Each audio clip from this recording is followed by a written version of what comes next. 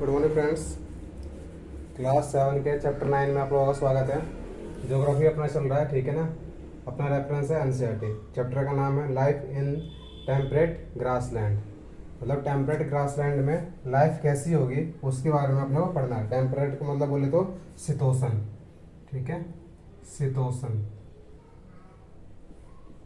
शीतोष्ण, ठीक है ना। शीतोष्ण जो अपना एरिया है वहाँ पे कैसा लाइफ है वहाँ पे वो पढ़ना है अपने को। और मैंने पहले बता रखा है शीतोष्ण कहाँ पे होगा। एक बार दोबारा बताता हूँ कि ये अपना ग्लोब होता है, ग्लोब में ये इक्वेटर होता है, ये अपना टेम्परेट जोन होता है, ये पोलर जोन होता है, ठीक है ना। ये टेम्परेट जोन होता है, टेम्परेट जोन होता है, ठीक है ना, टेम्परेट जोन। तो यहीं की जलवायु कैसी होती है, शीतोष्ण, शीतोष्ण या समशीतोष्ण जो भी बोल सकते हैं वो बोल दीजिए। नीचे ये वाला एरिया होता है समशीतोष्ण, ठीक है। ये उत्तर का होता है, उत्तर का, और ये नीचे दक्षिण का, ठीक है। शीतोष्ण सन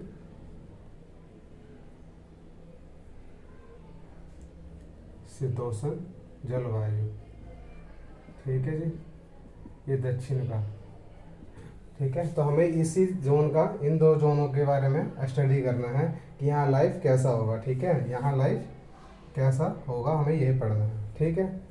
तो समझ में आ गया आपको इतना, ठीक है। चलिए आगे चलते हैं अब। तो लाइफ, ठीक है। लाइफ मतलब हमें लाइफ के लिए सबसे पहले तो लाइफ क्या होता है पहले ये समझा देता हूँ मैं। एक्चुअली ये नहीं कि लाइफ में वहाँ में ये पढ़ना है कि वहाँ कैसे सांस लेते हैं क्या करते हैं, ये नहीं पढ़ना अपने को, ठीक है ना। ये नहीं, ये वहाँ पे मतलब बेसिक नीड्स होती हैं वो कैसे पूर्ति होती है, ठीक है ना। और वो क्या काम धंधे करते हैं, क्यों करते हैं वो यही काम धंधे, दूसरा क्यों नहीं करते हैं, ये सब चीज़ के बारे में चर्चा करना है, ठीक है ना। क्योंकि मैंने पहले ही बताया है कि कोई किसी भी चीज़ का जो एडेप्टेशन होता है, ठीक है ना, वो वहाँ की जलवायु, वहाँ का ज़मीन, वहाँ जो तापमान होता है वो उसके अकॉर्डिंग ही ढलता है, ठीक है ना। जैसे कि हमें क्या चाहिए, वहाँ पे खाना चाहिए, ठीक है, पानी चाहिए, रहने की जगह चाहिए, जगह चाहिए यानी कि मकान, और काम करने के लिए उद्योग धंधे चाहिए, उद्योग धंधे, ठीक है ना, धंधे यानी कि वर्क चाहिए, ठीक है।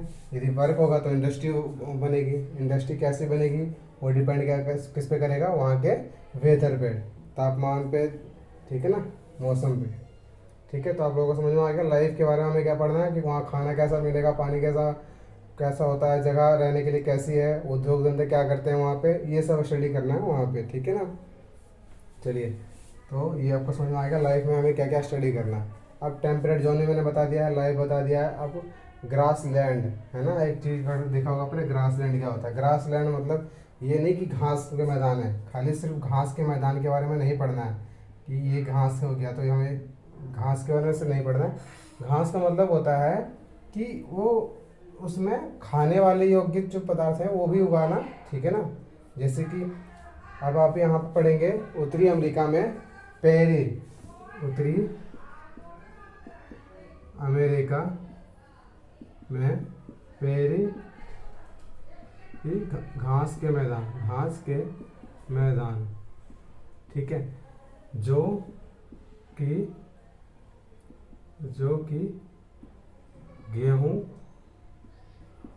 के उत्पादन उत्पादन के लिए जाना जाता है, ठीक है ना। जो उत्तरी अमेरिका का पहले का घास का मैदान है, ठीक है ना, ठीक है, जो कि समशीतोष्ण जलवायु में आता है, वहाँ पे क्या होता मिलता है, गेहूं का उत्पादन अत्यधिक होता है, इतना अधिक होता है, सरप्लस होता है कि वो खाता भी है और दूसरों को बेचता भी है। जैसे कि जिस कंट्री में नहीं हो पाता है, वो जहाँ पे पैदावार नहीं हो पाता है वहाँ पे भी गेहूँ सरप्लस में बेच देता है, ठीक है।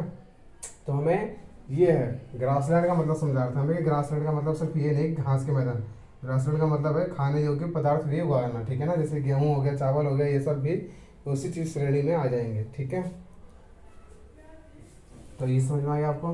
ये एक फैक्ट था जो कि आप लोग याद कर लेंगे, ठीक है। तो देखिए इसमें दो चीज़ें के बारे में अपने को स्टडी करना है। एक तो उत्तरी अमेरिका, ठीक है, एक तो उत्तरी महाद्वीप, उत्तरी अमेरिका, और एक दक्षिणी अमेरिका, ठीक है। तो उत्तरी अमेरिका के बारे में अपने को बस इसमें स्टडी करना है, ठीक है। अब क्या क्या स्टडी करना है, उत्तरी अमेरिका कैसा जोन होगा, ठंडा जोन होगा, कैसा जोन होगा, ठंडा जोन होगा। थोड़ा साइकिल बना हुआ है यहाँ पे ताकि आप लोगों को कैसे रिलेशनशिप जोड़ना है वो समझ में आएगा। चलिए ठीक है, ठंडा प्रदेश है वहाँ पे, ठीक है। और ठंडा किसके लिए अच्छा होता है, गेहूँ के लिए, गेहूँ के वेदर के लिए अच्छा होता है वो, गेहूँ के लिए। मतलब इतना नहीं एक्सट्रीम ठंडा तो नहीं होता, मतलब समशीतोष्ण बोला ना मैंने, मतलब मॉडरेट टेम्परेचर होता है, ठीक है ना, मॉडरेट टेम्परेचर होता है जो कि गेहूँ के लिए काफ़ी अच्छा होता है। तो गेहूँ के उत्पादन के लिए अच्छा होता है, गेहूँ का उत्पादन वो सरप्लस करते हैं, ठीक है। प्लस और किस चीज़ के लिए होता है,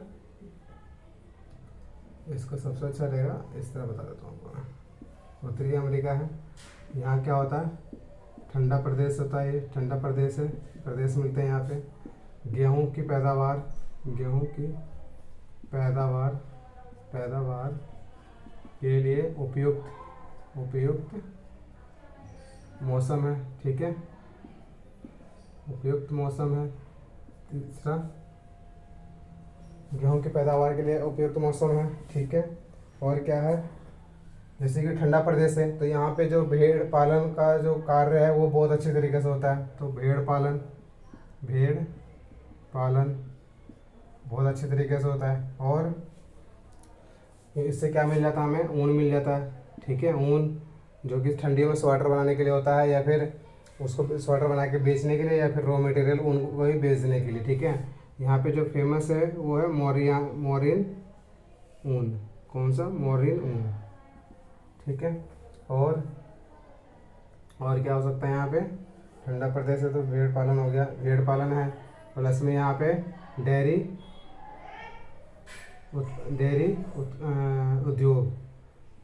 उद्योग भी काफ़ी चलता है,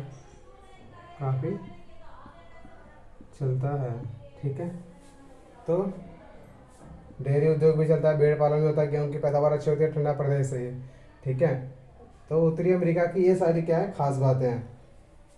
और ये ठंडा प्रदेश क्यों है, उसका रीज़न क्या है अपने के पास, ठंडा प्रदेश का रीज़न है क्योंकि मैंने बताया है कि ये इक्वेटर से अबोव है और पोलर से नीचे आता है, ठीक है। इसका अंशांश हमें याद करना हो तो अंशांश हमारे 5 से 30 के बीच में ले लीजिए, 30 से ऊपर रहेगा ये, मतलब 45 डिग्री के अंशांश पे रहेगा ये, ठीक है, 45 डिग्री के अंशांश पे।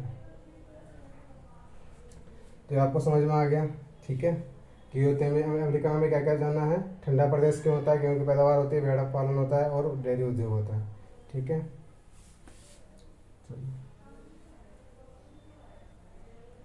अब उत्तरी अमेरिका के बारे में हमें ये जानना है कि वहाँ पे कितना तरह की नदियाँ हैं, ठीक है। और नदियों के बीच में आप कैसे क्या बहता है क्या नहीं बहता, ये आपको तो पता ही है, मैंने पहले ही बता रखा है कि नदियों के आसपास ही लोग बसते हैं क्योंकि वहाँ पे पानी और एग्रीकल्चर के लिए ज़मीन मिल जाता है, ठीक है।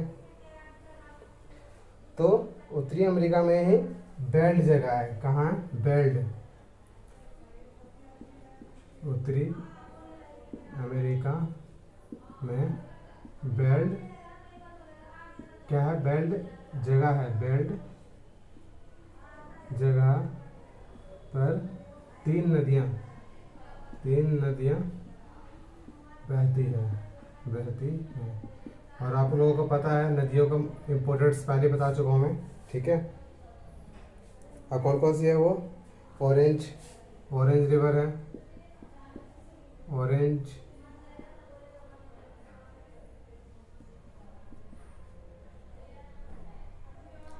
नदी, ऑरेंज रिवर, ठीक है। दूसरा अपना है लिम्पो नदी। तीसरा है अपना लिम्पो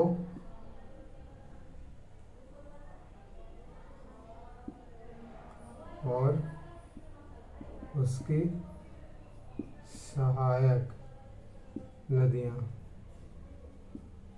ठीक है। तो ये 3 नदियाँ कहाँ बहती हैं, उत्तरी अमेरिका के बेल्ट जगह से, ठीक है।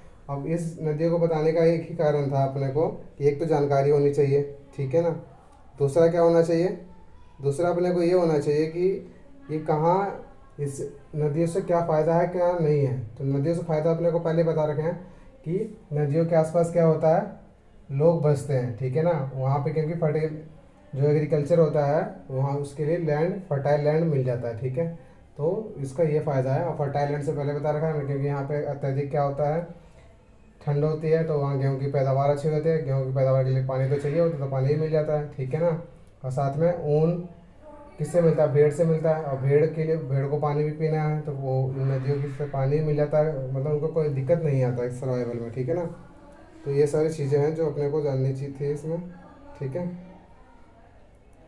अब जैसे कि मैंने बताया कि ये कैसा एरिया है, ये ठंडा एरिया है, ठीक है। ये यहाँ पे कभी जैसे कि ठंडे के मौसम में थोड़ी सी ठंड ज़्यादा पड़ जाती है, ज़्यादा ठंड पड़ जाती है तो वहाँ पे बर्फ़बारी हो जाती है, बर्फ़ के रूप में जम जाती है चीज़ें, जिससे क्या क्या होता है कि वहाँ पे जीवन अस्त व्यस्त हो जाता है। तो वहाँ पे एक क्या है, हवा है। कौन सी हवा है, चीनूक हवा है। कौन सी, चीनूक हवा, ठीक है। चीनूक हवा, चिनूक हवा, एयर। चिनूक एयर क्या होता है, चिनूक हवा एक गर्म हवा है। ये है एक गर्म हवा है जो कि वहाँ के बर्फ को पिघला पिघला पिघला देती है तथा जीवन को सामान्य करने में सहायक होती है, ठीक है। जो जीवन को मतलब कि सामान्य यानी कि सरल बनाने में सहायक होती है, ठीक है। यानी कि वहाँ के लिए चीनूक क्या हो गया, चीनूक एक काफ़ी एसेंशियल कंपोनेंट्स हो गया जो कि वो वहाँ हेल्प करता है। इंडिया की तरह लू लू की तरह नहीं है, जो कि लू में लोगों की तबीयत खराब हो जाता है। मतलब ये गर्म हवा है, पर इसका एडवांटेज ये है कि ये ऐसे समय में चलता है जब वहाँ पे बर्फ़बारी पूरी होती है और जम जाता है बर्फ़, तो उसे पिघला देता है। पिघलाने से क्या होता है कि वहाँ के जो आने जाने के ट्रांसपोर्टेशन हो गया और जो लैंड हो गया एग्रीकल्चर के, वो सारे फ्री हो जाते हैं, ठीक है।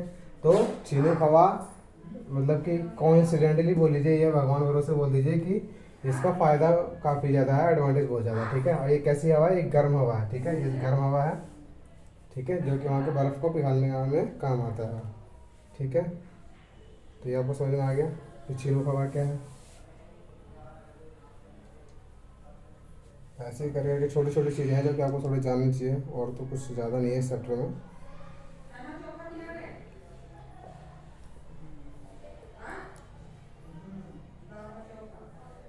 और इसमें कुछ नहीं है सर। एक पैरी घास के मैदान, दोबारा बताता हूँ मैं, पैरी घास के मैदान, पैरी पैरी घास के मैदान, पैरी घास के मैदान बता दिया मैंने आपको कि ये क्या है, पैरी घास के मैदान जहाँ पे गेहूँ की मात्रा अत्यधिक है, ठीक है ना। जहाँ जहाँ गेहूँ का उत्पादन उत्पादन उत्पादन धन अधिशेष अधिशेष यानी कि सरप्लस सरप्लस होता है, ठीक है। जिससे कि अन्य देशों को भी फायदा होता है, ठीक है। तो ये पैरी घास के मैदान है जहाँ पे गेहूँ की सरप्लस होता है, ठीक है। सरप्लस मतलब खाने से ज़्यादा उत्पन्न करता है और अन्य देशों को भी वो बेच पाता है, जिससे कि अन्य देशों को खाना मिल पाता है, ठीक है। तो इस चैप्टर में इतना ही था कि लाइफ में हमने पहले बताया था कि लाइफ में हमें रिवर्स पढ़ दिया, पानी पढ़ दिया, हमने खाने का जुगाड़ पढ़ दिया, जो खाने का जुगाड़ अपना गेहूँ हो गया, ठीक है ना। और उसके बाद अपना रहने का जुगाड़ तो हो ही गया, जगह मैंने बता दिया कि ठंड में ऊन की ज़रूरत होती है तो ऊन मिल जाता है अपने को। मोरियन ऊन जो होती है, मोरियन ऊन जो कि सब बेस्ट क्वालिटी का होता है, मोरिन ऊन जो कि सबसे गर्म ऊन होता है, जो कि बेल्ट जगह के भेड़ों से मिलता है। ठीक है, राइटिंग थोड़ी वैसी है, आप नोट डाउन कर सकते हैं क्योंकि मैं डिक्टेट भी कर रहा हूँ। ठीक है, ठीक है, आप लोगों को समझ में आ गया होगा। वीडियो अच्छा लगा हो तो लाइक एंड सब्सक्राइब करें। धन्यवाद।